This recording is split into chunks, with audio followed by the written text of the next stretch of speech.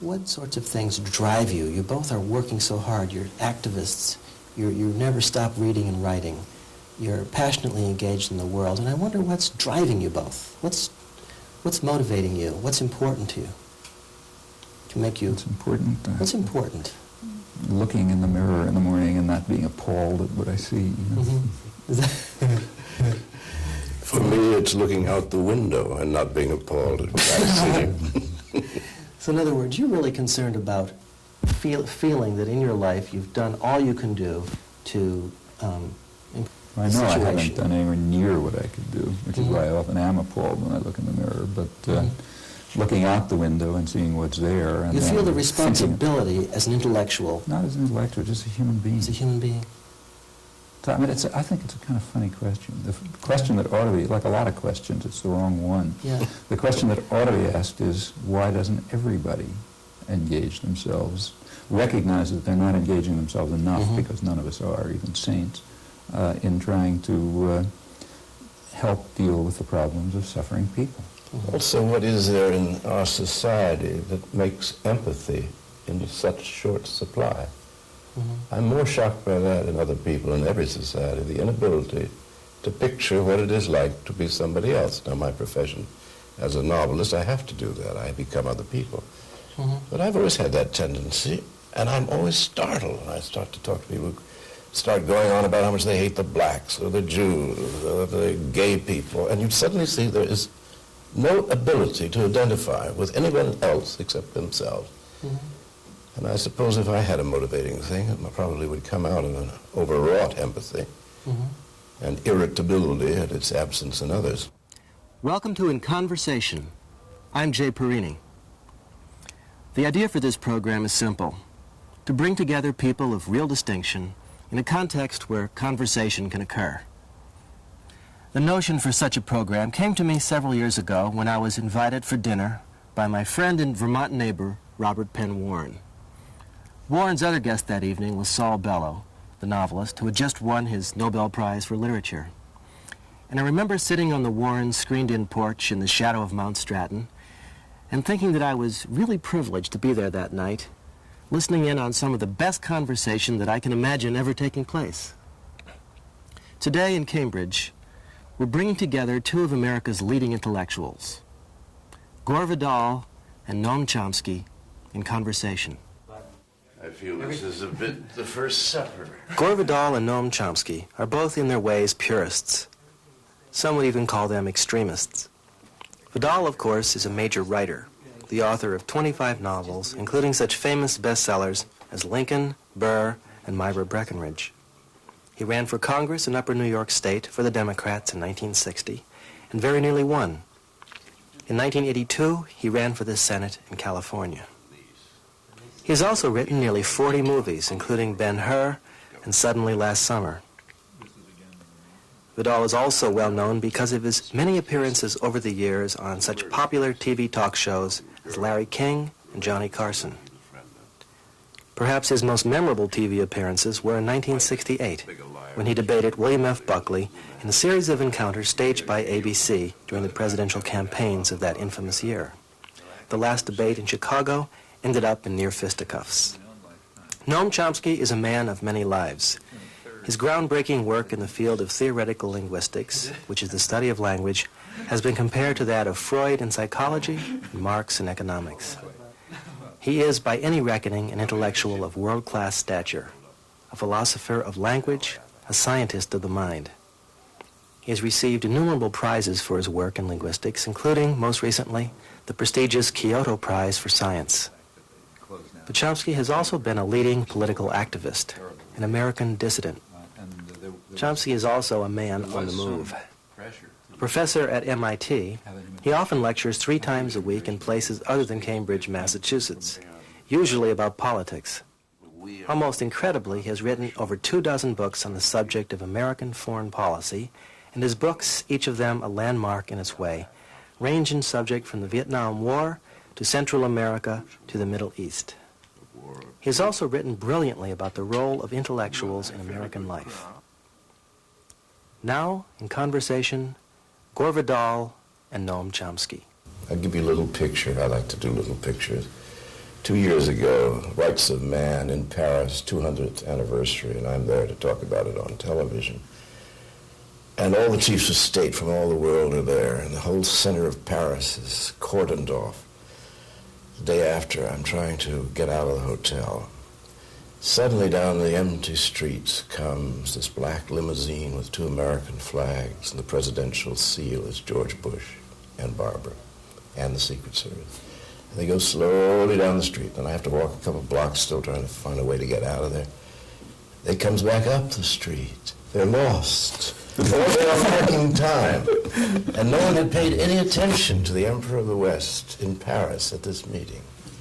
And I said to myself, this is an odd thing to see the Emperor of the West drifting around the streets of Paris. He's going to have to think of something to do. And he did. He decided to invade a little country.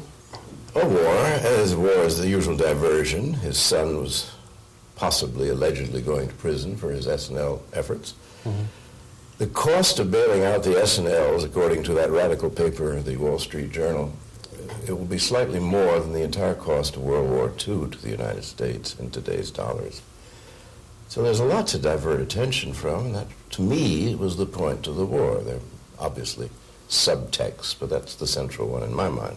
I agree with you on the diversion. I mean, there are many audiences that had to be addressed by this operation. Mm-hmm. One of them is the American population, who have to be diverted not just from the S&Ls, but from the whole growing social and economic catastrophe around them, which has been very much accelerated in the Reagan-Bush years. Mm-hmm. And in fact, after all, this is not the first time. There have been periodic episodes of exactly this sort right through the 1980s. There's been repeated huge propaganda efforts establishing some awesome chimera about to destroy us, and then we're miraculously rescued at the last minute. International terrorists, and then you bomb Libya and we're saved. Narco traffickers, and you smash up Panama and we're saved. Even Grenada, 100,000 people, was set up as a major threat to our existence with an airfield, going to interdict sea traffic in the Caribbean and so on, and then we're saved and so on. And that's standard. I mean, you have to divert. You want to make sure that the population doesn't think about what's around them and maybe do something about it. Obviously, that's one audience, but the international scene is, well, that's one part of it, but there's more. I think the imperial element is also significant. The third world has to be taught a lesson.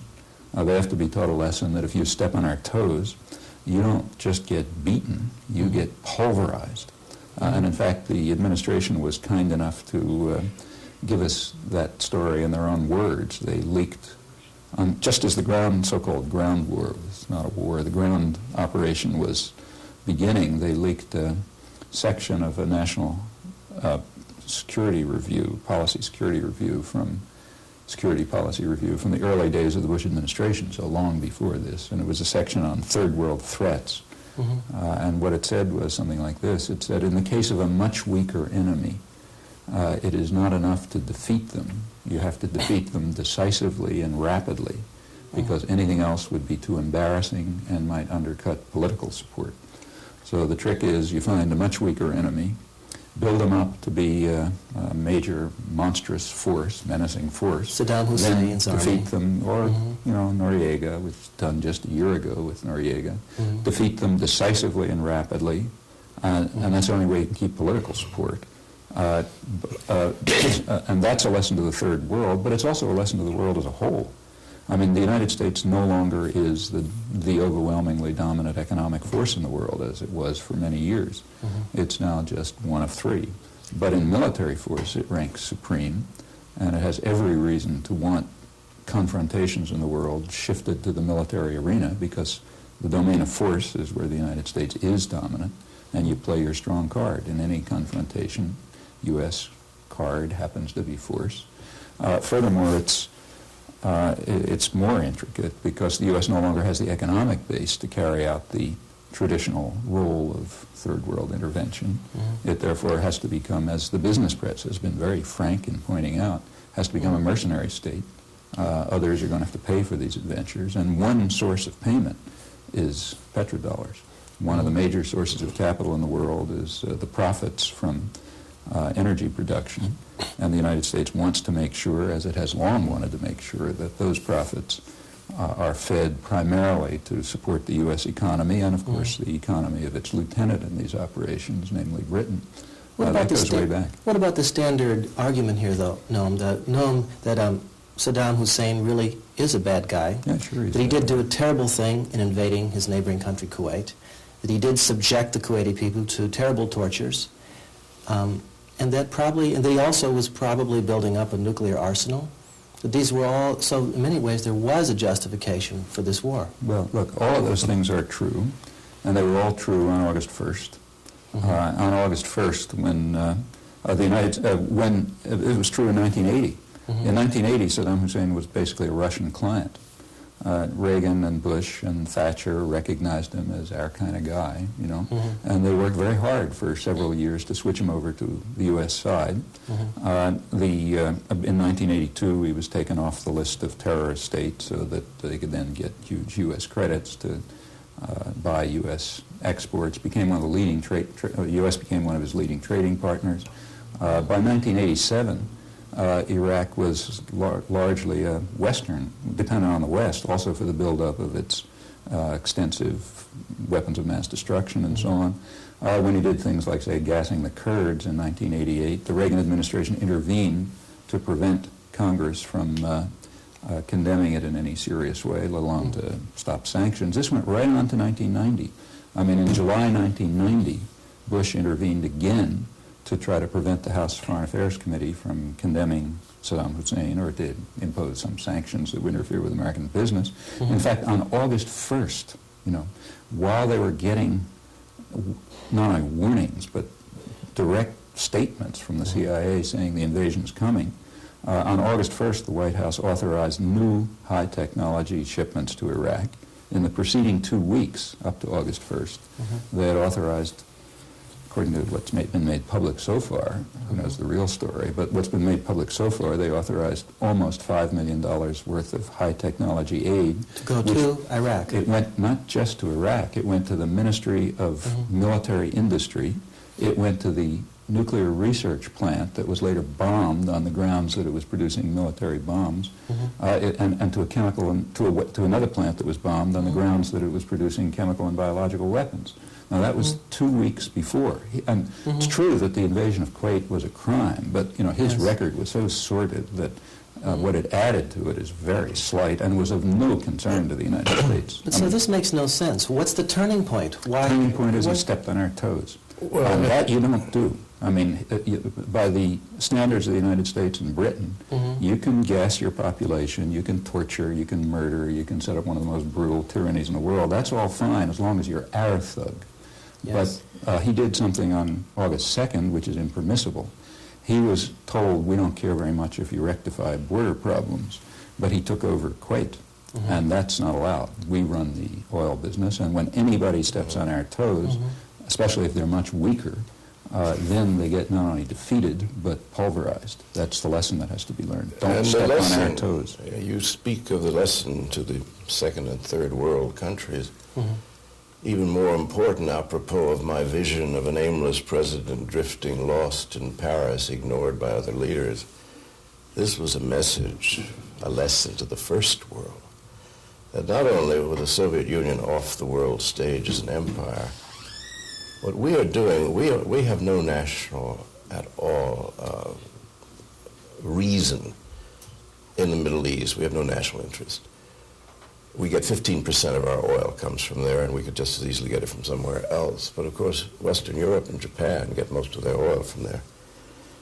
I think, I don't believe that American administrations are very good at planning or indeed thinking, and they're generally rather ignorant. But I suspect that this is not only a message to Western Europe, but to Japan, that we are going to be a permanent military presence in the Middle East, and that's where the oil supply is. And I can see further down the road, we would absolutely collapse economically if every quarter the Japanese didn't come in and buy American Treasury bonds. I could just see the Bank of Japan dragging its feet, or the Bundesbank, and the United States clearing its throat and starting to talk about oil prices. and suddenly they will start buying our treasury bonds. I mean, it's blackmail. Well, I think that's, I don't entirely agree with that. I think there's another factor. It's true that we don't use oil from the very little oil from the Middle East, and as you say, we could get by with none. On the other hand, the profits from Middle East oil are a major factor. Oh, the oil companies, yes. Not just the oil companies, not just the oil companies, the profits made by the client states.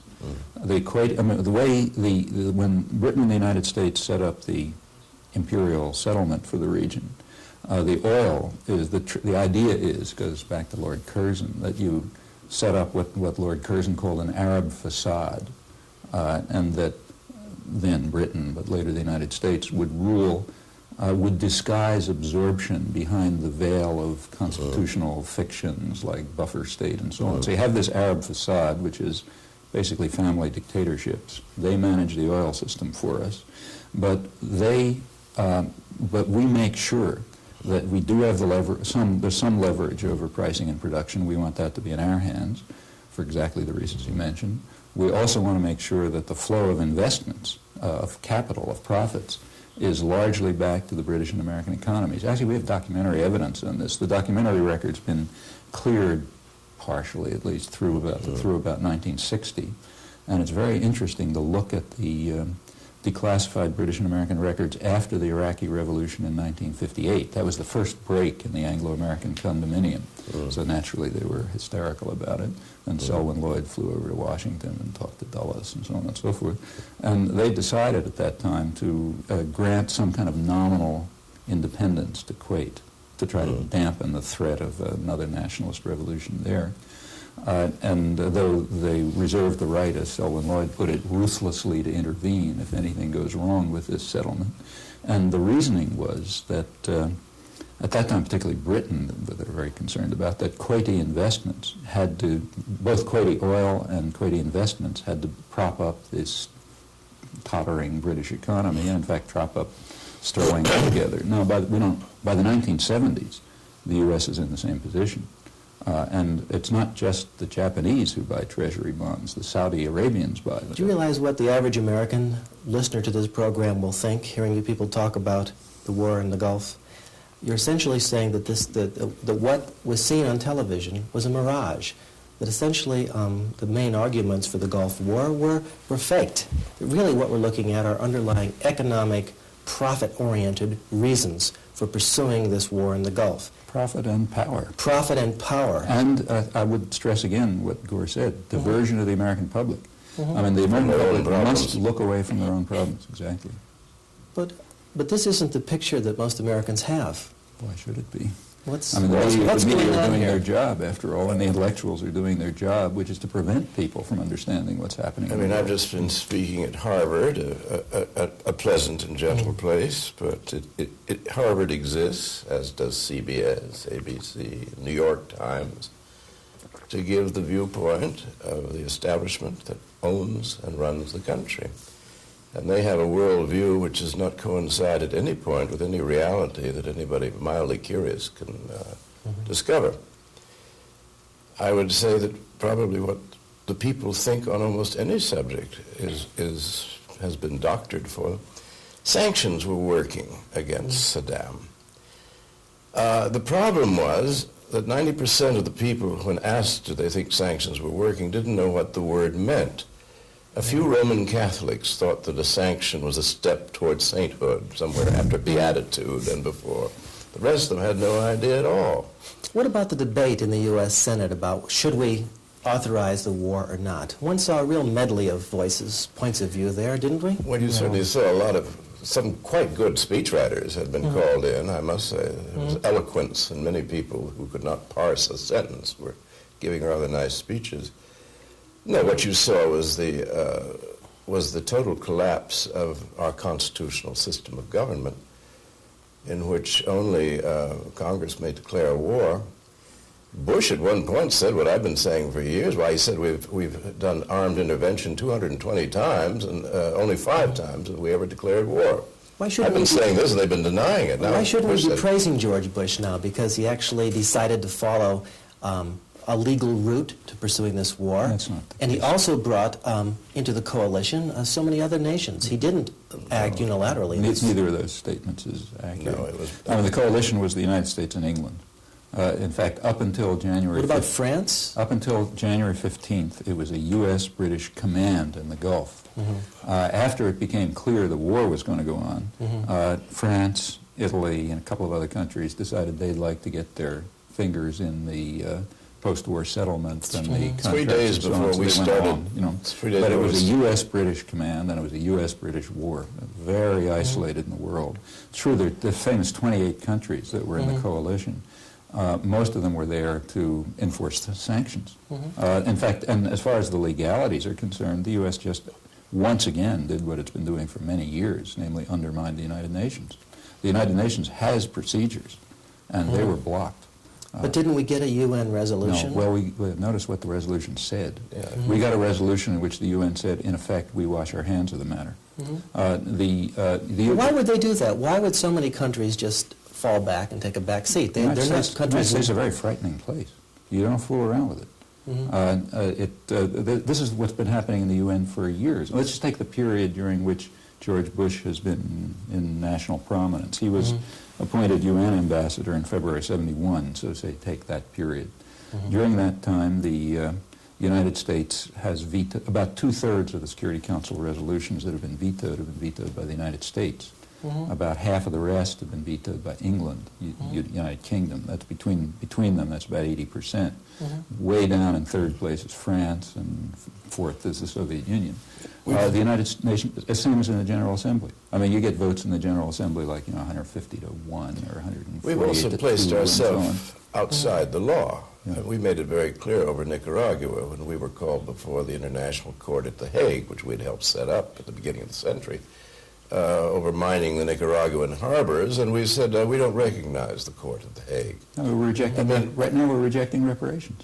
I mean, this is the one policy. country that's rejecting reparations, meanwhile calling on Iraq to pay reparations. But in this current case, if you look closely at what happened at the UN, Yeah. I think it was another case in which the United States and its English lieutenant succeeded in subverting the United Nations. I mean, the UN response was pursue sanctions and diplomacy. As usual effort after any act of aggression. It usually is blocked right away by the United States, which vetoes it or undermines it. But look what happened. The United States intervened directly to block diplomacy. I think sanctions probably already had worked. I mean, there But were... we didn't have to go for, in the past, the American presidents wouldn't have gone for UN support in any case. Yeah, but look, this was a Isn't this a turning point for the American empire? No, it's a big operation. I mean, this is not like invading Panama, where we don't ask anybody what they think. We just invade Panama. This is 500,000 troops in the most sensitive area of the world, which everybody's concerned about. You have to get at least the pretense of a cover of support. And in fact, after a lot of arm twisting and pressures and threats, they succeeded in getting the Security Council to abdicate. That's in effect what happened. It's the old frog in the pan thing. If you put a frog in a pan with water, cold water, it'll sit there. You can heat it up until it becomes boiling, and the frog will feel nothing. As it is happening so gradually, the frog adapts to each change of the water. At the end of it, there's a dead frog. But he has not had any anxiety about it. Well, So I sometimes think our people are the frog in the pan, that things are going very badly for the economy, for the average person. And no one's doing anything about it. And we have the politics of diversion, which are foreign adventures, and we have a irresponsible, to put it mildly, press. Has the empire really run out of gas? I mean, are we at the end of empire now, or are we just in a middle phase? Do we have another 50 years of diversionary tactics abroad? Oh, the empire ended in 1950 when we were defeated in Korea. That was really the end, and the Russians got the atomic weapons. There was then parity. Once there's parity, you're not the world empire. You may be a world empire. Do you agree with that? Well, I mean, I think it's impossible to answer it one way or another. There's fluctuations in the world system. I mean, it's true that the peak of U.S. power was in the late 1940s. I mean, then it was just, I mean, there had been nothing like it in human history, the extent What of did we US control? About 80% of the world's wealth? 50%. 50% of the world's It was about wealth. 50% of the world's wealth, but also we And had... all the military And all power. the military force. And, So we had all the guns. And, you know, total security and the capacity to I mean, the intention was to organize and structure the entire world. And the Which is English what the Empire. Marshall Plan was about. And, you know, there was a whole global planning system went back to the... That was an unusual peak of power. I mean, it was obvious that that couldn't remain. For one thing, other industrial areas would recover. Ultimately, and power would become diffused, and as you say, the Russians got atomic weapons. Well, now the world system's changed again. I mean, from the it's not just now. I mean, since 1970, it's been clear that the world system is changing significantly. Power in the U.S. domains, power has very much diffused. The so-called trilateralism of the 70s was a reflection of the fact that there were three major economic centers, and their relations are shifting. The U.S. is relatively declining. It's still the most powerful, but it's declining, and the Bush-Reagan years have accelerated that decline. Well, we're very rich, but we've borrowed too much money. Are you saying that we can't really sustain the guns of empire? Well, we can't really afford such... It's understood that we can't, which is why you will read in everything from the Financial Times to the Chicago Tribune that we have to become a mercenary state. Others are going to have to, in fact, they say it like when the Gulf War was a mercenary war. Well, I mean, it's not only that, but they're hoping to make a big profit on it, if you can believe the numbers they're giving. It's extortion racket, really. Yeah, in fact, the financial editor of the Chicago Tribune put it rather nicely. What he said is, we have to sell protection to the world. We have to run a protection racket. We're going to be the global mafia. I mean, if some country wants a third world, if somebody's bothering you, say some third world country is pushing you or trying to get something from you, you call on us, we'll break their bones for them, and you'll pay it. That's the image. Now, how long can a system like that be sustained? Well, that's unpredictable.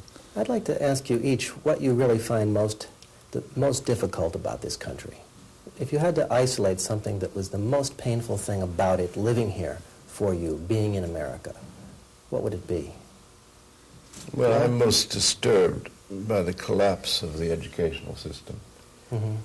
That whenever you start to describe anything, it's what I call inventing the wheel. You can't count on anybody having enough information on any subject unless it's his own work, in which case he's apt to be quite good and he can tell you. But we don't have very much information in common with one another, which a common public educational system once gave us. Would you return to the great book system then? Do you think we should go back to teaching the classics? Oh, reading, writing, and arithmetic? I have a whole theory on education. I'd make history the spine of it. I'd start in the 12 years of state indoctrination, which is what the public school system is. I'd start in the first year with a big bang, Garden of Eden, give them everything. This is for the first graders. I would then teach the history of the human race, east and west, north and south, for 12 years. Then I would bring in the sciences, the arts, as they crop up in the story of our race.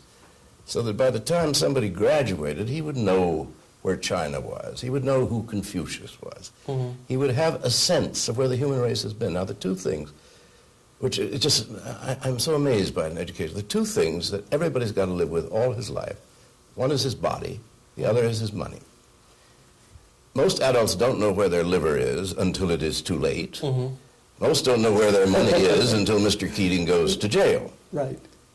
The schools wouldn't dream of teaching you anything that you needed to know. So you'd have them teach things. I would have them teach the history of our race.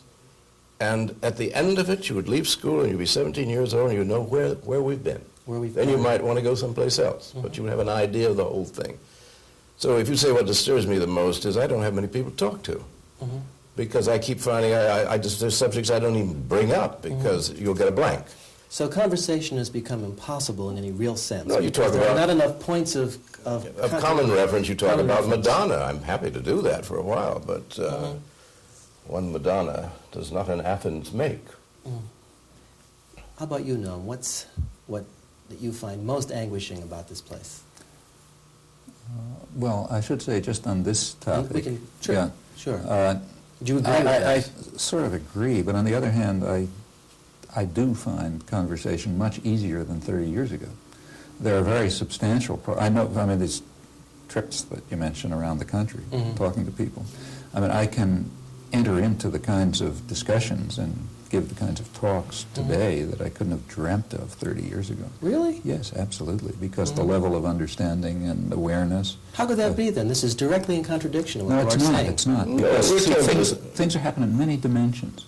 I mean, the educational system is becoming narrower, impoverished, and collapsing. The media are, first of all, actually the media are freer than they were 30 years ago, but they're still pretty bad.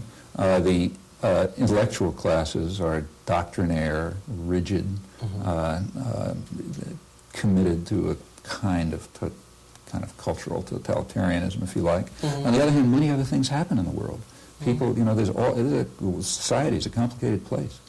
So things like, say, the civil rights movement, or things like the solidarity groups, or things that have happened in the church, for example, or all sorts of things have created a big ferment, among When the people general talk to you, population. presumably they're talking from a base of knowledge and common Yeah, points but of there are reference. lots of ways to get knowledge. Yeah. See, one way, I mean, if you go down to, say, Arizona, or Iowa, where there's, you take a look at take, say, the Central American movements, which were big things in the 80s, very important.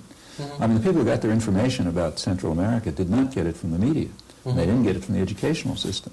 They got it in other ways. They got it by, some of them by direct contact. So you're saying, yes, Gore is right, that the educational system, Yeah, the but there are other public things education happening. system is There no are other good. things happening. But there's other things Well, happening. if you go out searching and you go out speaking, the Eleanor Roosevelt line, or what you do, quite a good deal of, and what I do, at least in a couple of elections, of course you find like-minded people. I had the whole oil thing explained to me by somebody in Eureka when I was running for Senate. Guy in the fuel business. He understood the entire Middle Eastern thing far better than the Wall Street Journal, which I'd been relying on. I don't understand the contradiction here then.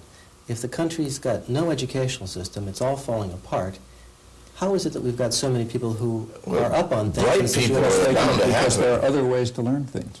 See, I mean, when you ask what bothers me most about the country, it's not the educational system. It's tortured bodies in El Salvador and homeless people in the streets of New York and things like that.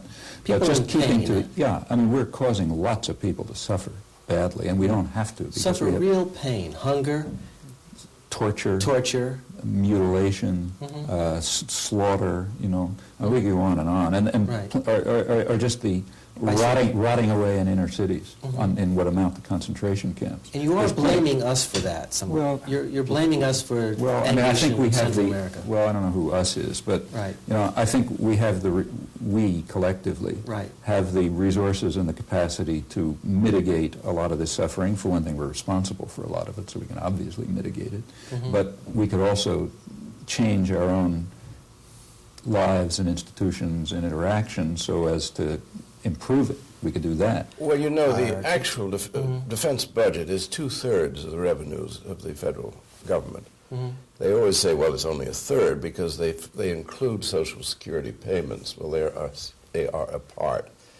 And so are the disbursements. So they always say, oh, wait, it's just 1/3 for the Pentagon. And these people programs, and to see those heads shake sadly over the welfare mothers living at the Ambassador East Hotel, drinking champagne, they just shake their heads over that.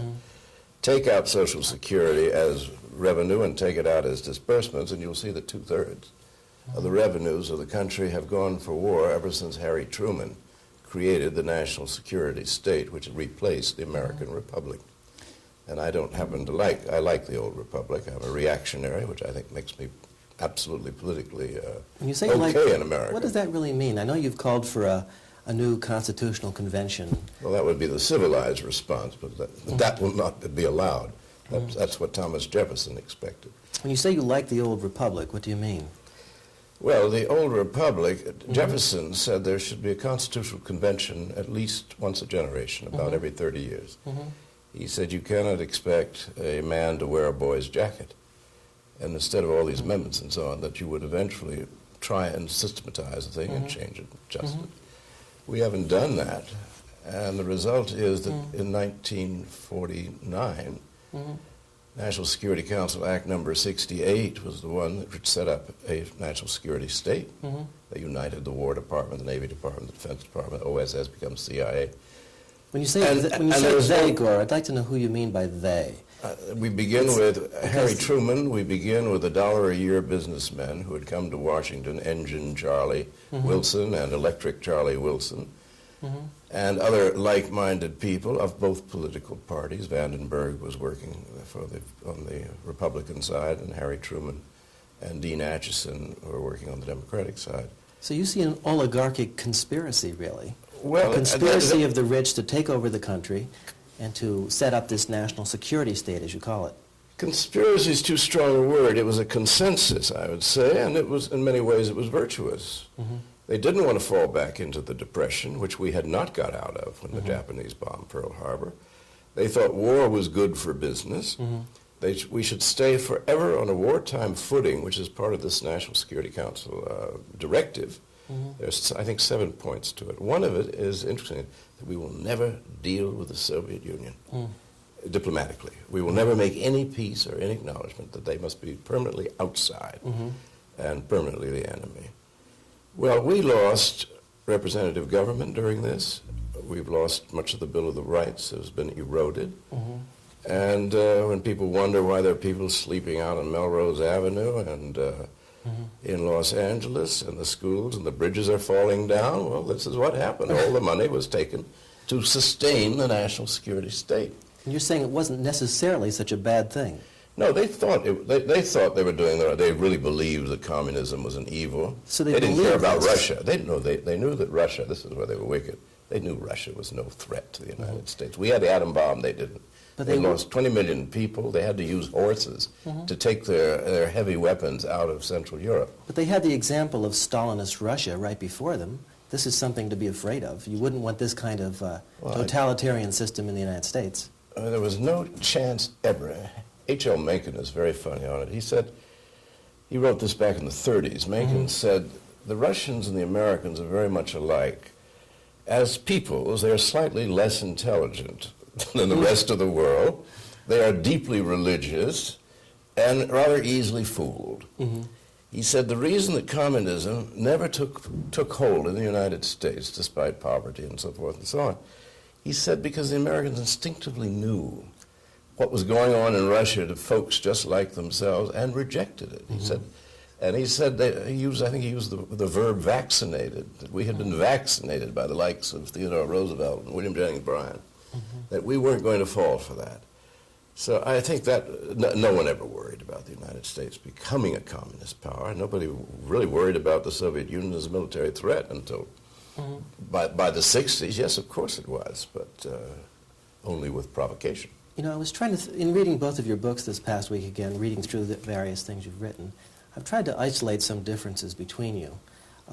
And one of them seems to be that Gore, being an historian, essentially, a novelist, biographer of America, has a deep interest in the origins of the American constitutional state and essentially a certain kind of faith in the political system. Whereas, Noam, you seem to me to be essentially an anarchist who has very little belief that the system as it's been constituted, even with our founding fathers, has even the slightest prayer of ever working. I was going to ask you the question, what if we played a game here for a minute and Gore, you were president, and Noam was Secretary of State? I know that's most Americans' worst nightmare. But if that nightmare were... Mine too. Actually, I rather like it. The first thing I would do is resign. No, I actually, as president, I'd put you in the Defense Department. Now, I see you as my Secretary of Defense. Anyway. If you were president, you were Secretary of State, if that were a dream possibility, could you change this country? Could you make it more democratic? Could you make it a peace-loving nation that would be kind to its neighbors? No, because by the time I got elected president or he got elected president, we would have been bought so many times by so many people that we would have to represent the interests that had bought us the position. We would also be very different sorts of people from what we are. You're a very rich man. You can't be bought by anybody. Well, there are a lot richer people than me in politics, and they follow the standard line. Not only that, but first of all, if, on the absurd assumption that somebody like us would be elected, that would be because there had already been mass popular movements developing which were active and participant and so on, and that would have been revitalizing American democracy. It wouldn't be the people on top who would be doing it. But don't we have that possibility? That can happen in this country. This is a grassroots country. You can do it in any country. You can do it in any country, but that's not it. But the picture you present is upside down. Yeah. You don't do it by first electing somebody who's going to revitalize democracy. If you've gotten to the point where a person representing the public interest could be elected, you have already gone a long way toward revitalizing And you'll only get democracy. that out of great disaster. I mean, there is no change in any country unless there's a catastrophe, which in our case I suspect will be economic. It'll be hideous inflation, more unemployment. Then you'll see the possibilities of a Huey Long, a figure I quite admire. Or, if you're a pessimist, you'll see a committee from the Pentagon, a committee on public safety, which will take over. So, as Noam is right, you're putting it backwards. You just don't elect somebody who turns out to be a really nice guy and is going to straighten it out. You can't. So you think the it's word hopeless, radical though? means roots. You know, Yeah. you have to go to the roots of it, and the president is just a flower, as it were. In other words, according to both of you, it's hopeless. The way the system is presently constituted, we're inevitably going to drift into further financial disarray, No, the more fact is that- Why do you totalitarianism. conclude that? The fact in that fact, we're- there are lots of hopeful things around. I just don't. I think you're looking for them in the wrong place. You're not going to find hopeful things at the level of the President and Secretary of State. You want to find hopeful things, take a look at the church-based solidarity organizations in Kansas. That's hopeful things. There's a lot of grassroots public... So why did the National Security Policy Review that I quoted say that the only kind of intervention now possible is rapid, decisive victory without losing public support? Because That's we because need- the country's changed. Do you think the It's country not has that- changed Oh, absolutely. since the Vietnam War? Yeah, very greatly. Really? Look, the classic intervention is not even considered an option any longer. You don't have nobody's thinking of Marines slogging around Nicaragua chasing Sandino, or U.S. troops marauding in South Vietnam for years while B-52s smash up the Mekong Delta. We were pretty happy about 500,000 troops going That's into for the Middle East. Yeah, but making sure that they don't fight, remember. But they fought. They did not. They didn't. What did they do? Look, I mean... They It bombed. looked like a battle on television. Well, look, what were those tanks doing? What were all What those the tanks- bombers? We killed look, 200,000 people. Hold on a second. U.S. casualties were about the level of Grenada, combat casualties. What happened was there was a mass slaughter of a third world peasant army sitting in holes. And after that was done, they allowed troops to walk in and pick up the pieces, making sure that, and what fighting there was done, you know, they made very sure that the people we were killing were killed from a safe distance. Now that's not a war. And they know they can't fight a war, and they don't even pretend otherwise. Now the reason is that You're saying it's okay to kill people from a distance I'm not with an saying it's airplane. okay. I'm saying that the options what for they were intervention doing. have been narrowed. The options for intervention have been narrowed. The classic forms are, everyone agrees, are over. Nobody even thinks about them. The kinds of intervention you can now carry out are proxy wars, where you use mercenaries like the Contras, Right. or quick surgical quick operations. surgical operations over a much weaker enemy, where you first make sure that you beat them to a pulp, and then you maybe let some soldiers walk in And you and must pick up have the pieces. That's not a war. total control over the media, because Yeah. what's going on must not be reported. I watched the war on CNN. Well, the very fact that there was 50,000 sorties, the French word seemed to attract them, so meant that we weren't hitting anything. Those two bridges across the Tigris River are still there. Now, if I were declaring war on and Baghdad as my target, I would knock those bridges out. We did not have accurate bombing. At 37,000 feet, you can't hit anything.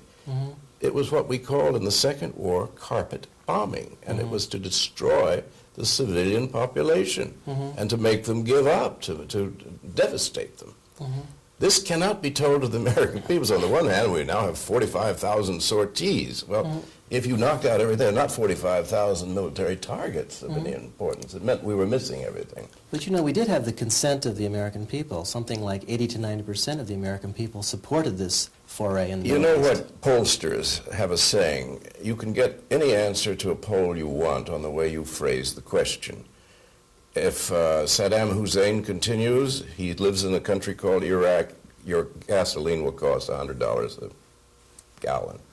should we get rid of him? Yes. So you got 90% against him. I mean, the pollsters have a saying, garbage in, garbage out. See, actually, some of the polls are very revealing, but I don't think they show what you're concluding. Yeah. So, for example, well, I think they show something about an earlier point that you raised about the role of the media, or really the whole intellectual culture. There were polls right before the bombing. I think it was January 9th or so. The Washington Post published a national poll, which had the following results in it. It said, if Iraqi withdrawal from Kuwait could be assured on condition that there would be an international conference on the Arab-Israel problem, would you then agree? Now, that question was framed so as to minimize the possibility of your trick. They actually put the question so as to minimize the probability of a positive response. It started off by saying George Bush is against this, but then that automatically cuts it down because you don't want to be against the president. Then it said, would you agree to this? Well, 2/3 of the population said yes. All right, now let's imagine the following situation. Remember that virtually every person who said yes must have thought, I must be the only person who believes this. Right. Because they hadn't seen anyone advocate it. I mean, nobody came out and said, yeah, that's a good idea.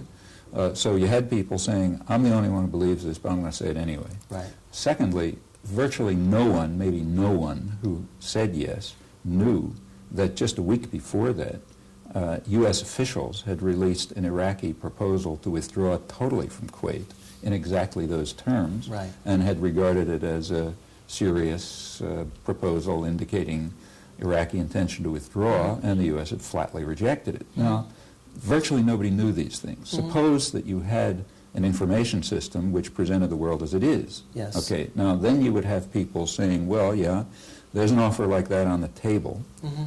It's been debated and discussed, and the merits have been discussed. Yes. Now, how many people would have come out in favor of it? Well, probably 98%. And then there wouldn't have been a war. Now, when you ask about public opinion, you can't just say, well, what did they say in the poll? You got to look at these issues. I mean, the matter was set up by months of propaganda and suppression and distortion and so on, which meant that the existence of a diplomatic settlement had been largely suppressed. There had been virtually no discussion of the obviously relevant issues, like the possibility of regional security arrangements and so on. So it's all propaganda, essentially. Well, it's propaganda, if you like, yeah. But all of the kinds of things we're saying will sound to a lot of people like Russia in the 1950s, a situation where essentially thought control is happening, that the government is actively... It's not the government. And consciously trying to control people's minds. Sure, the government, of course, will try to control, but the point is, this isn't Russia. Yes. The government can't tell CBS or the New York Times or the New York Review of Books, you keep these things quiet. And there is a range of opinion on these. Is there? On these networks. No, there isn't. I mean, the range of opinion is so narrow, it's virtually undetectable. I was talking on the phone last week to a good friend of mine. I said I was doing an interview with Gore Vidal and Noam Chomsky, and he said to me, those guys complain all the time that they're suppressed, that their voices are never heard. You never turn on the Johnny Carson show that you don't see Gore Vidal. You never open up a paper that there isn't an article by Noam Chomsky. Well, first of all, And Noam Chomsky speaks across the country 3-4 nights a week. True. His voice is ubiquitous. Gore Vidal is a household word, and yet you're saying you're suppressed. I'm not complaining about him. You asked me for a description of what's happening. That's not a complaint. A description is not a complaint. I'm describing the facts. The facts are that in the mainstream media in the United States, there's a very narrow spectrum of opinion that's permitted. I mean, you'll get what amounts to statistical error, or sort of noise in the system, So you get around like 2-3% deviation. So you won't get the around far edges. right or the far left. Well, I mean, you do get it's not the far left. I mean, like he said he's a reactionary. I'd say I'm a conservative. I mean, I don't think this has anything to do with left or right, Perhaps those terms in American political life don't mean much. I wouldn't even use them. But the issues that whatever we might think about social and political issues, here we're talking about something which has nothing to do with left and right. We're talking about whether the media should present to the public the fact that there have been a series of diplomatic options open from August which State Department experts regarded as serious and negotiable. What does that have to do with right and left? So I mean, that's a question of whether the you're saying then that the media are suppressing just the media. vital information. It's not just the media, it's also the intellectual community. So you turn to the New York Review of Books, for example. They had a series of articles, in fact, calling for sanctions instead of war. But if you look at them, look at the way they're framed. The way they're framed is, well, we now have these wonderful new prospects for peace. The United Nations can finally function in its peacekeeping role with the Russian veto no longer blocking it and the third world no longer disrupting. And shouldn't we move forward to take this opportunity to create a wonderful world order based on peace and justice? Well, that's just gross. That's a gross distortion of reality. I mean, the reason the United... Who wrote that piece, That then? happened to be George Ball. George Ball? But he's a distinguished... Everybody is distinguished. Everybody's distinguished. But the point is that was the first... I didn't quote it exactly, but that's roughly the content of the first paragraph of what was, in fact, a rather good article calling for diplomacy rather than war. I think at some point we should always make the point that you talked about this is in Russia, the government doesn't give orders to the press and so on. No, it doesn't. What we have is a ruling class which we're never supposed to say exists, but it does. It's a very powerful one. It's partly money. It's partly bright kids who are trained at places like Harvard to run the place. You don't have to call up the editor of the New York Times or the President of the United States, the head of CBS, and give them the policy on the Middle East. They have these jobs because they think alike. They've been gone to the same conditioned schools. They have the same worldview. And where odd types like Chomsky and I come along, and I don't know what motivates him, but I'm much motivated by, I wouldn't even say anything so lofty as a sense of justice as I am by incongruity. Illogic drives me crazy. I can remember in school, the First Amendment was taught, freedom of speech, and then you tried a four-letter word, you couldn't say it in class. I said, all right, now this isn't logical. And I was a real pain, as you could see. But Right. anyway, they are shaped, and the United States is very distant from the rest of the world. We're outside civilization. We have our own thing, but we're in a bubble. Why would Chomsky be wandering around the country talking at these little universities on big ones if he didn't feel that it was not only worth doing, but that by explaining the prospect, you can illuminate the prospect and you can help people to make change. Is that what you're trying to do? I've never Through not your tried to writing do it. And through your political activity? Of course. Trying to change things. Of course. I now call myself a reactionary because that's the only way you can present yourself to the American people. I want to go back to the old republic. Every head starts to nod. If I said I wanted to go forward to something, every head starts to shake. So. What do you want to change to? I'd like to ask both of you this question. Let's say that we have to change. The situation you've pictured of America is very dismal. You've got a very docile, apathetic population who is fearful. You've got a small group of very rich people who are manipulating the government. You've got a government with a kind of demonic imperial, it sounds like a 19th century imperial craze for power, for property, for profit. It's a very dismal picture. You've got a press that's submissive. What would you, what can First of all, happen? it doesn't look as dismal. I don't think I'm seeing it as dismally as you're presenting the way I'm seeing it. Nor do I. It seems, Well, then you're not drawing your own conclusions, no, that's Noam. not I don't true. think you are. That's not true. I think you're Your books picking, are very you're depressing. picking out of what I said some strains, but there's another strain, and I've said it here too. There's a very cynical strain in your writing. Yeah, but there's also a very optimistic strain. And Cynical, strain, by the fact way, is- cynical is the American word for realistic. Yeah, We should tell the audience I that. agree. That's the way I interpret it. Yes, I think I try to be realistic. Of course, everyone does. But I think part of realism is to recognize that there's been substantial improvements over the past 30 years. The country is a lot more civilized than it was 30 years ago. Civilized in what sense? We're still doing the same No, evil we're not. deeds. But I keep repeating myself, but we are not. The options of things like, say, the Vietnam War are virtually inconceivable today. Even things like classical intervention are virtually inconceivable today. And the reason is because of changes in the popular mood. And you both have seen, I think, many glimmers of light in the panorama of the world scene. Gore, be your most hopeful. Well, the most hopeful thing is that there are two great forces in the world at any given moment. They're very visible now. One is centrifugal and one is centripetal. The Soviet Union is going through a centrifugal phase. Everything's rushing away from the center. Western Europe is centripetal, it's coming together in the common market. I think that finally it's getting through to peoples all over the world that the nation state is an unnatural sort of arrangement. Nobody likes it. The sort of Bismarck, Lincoln state. I see that as just instinctively as happening all around the world. We will perhaps break up into cantonal systems, and we have a larger organization for a better environment and a better economy. It's like the common market. So from that point of view, I think something is happening around the world. And if we don't blow ourselves up, I think this centrifugal force is going to be extremely good for it, balanced with the centripetal ones. Now, if it gets out of balance, we're all in trouble. History is complicated enough and people are complicated enough, so there's a lot of ways of reading the evidence. And a hopeful way of reading the evidence is that over the centuries, and in fact over recent years, there is a constant struggle in which people try to confront and overcome authority and domination and submissiveness and so on. You struggle against it in a lot of ways. I mean, one way to struggle against it is neurosis or pathology, because you don't recognize it and you just internalize it. That's a kind of a non-constructive way to struggle against it. More constructive ways are to recognize it, understand it, find ways of working with others to change it.